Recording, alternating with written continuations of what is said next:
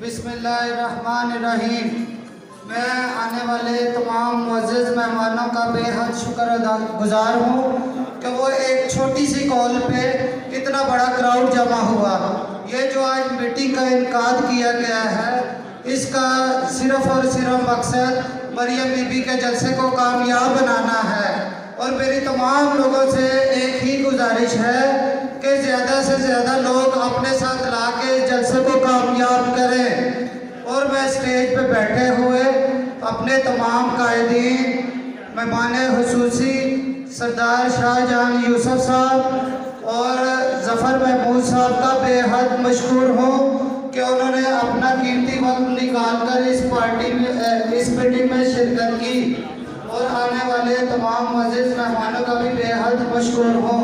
इसके अलावा MNA सजाद साहब, नईम सही साहब, तहसील नाज़म सैयद गुलाम साहब, कलंदराबाद से आए हुए हमारे दोस्त मलक नईम साहब, मलक जमील साहब और मलक नईम साहब, ME शाह, मियाँ ज़ियाउर रहमान, सरदार ज़हूर साहब। और मैं किस का नाम हमारे लिए सारे काबिल एहतराम हैं।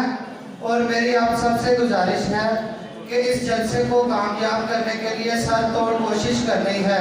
और मैं ज़्यादा टाइम तो नहीं लूँगा क्योंकि अभी प्रोग्राम काफ़ी वो लेट शुरू हुआ।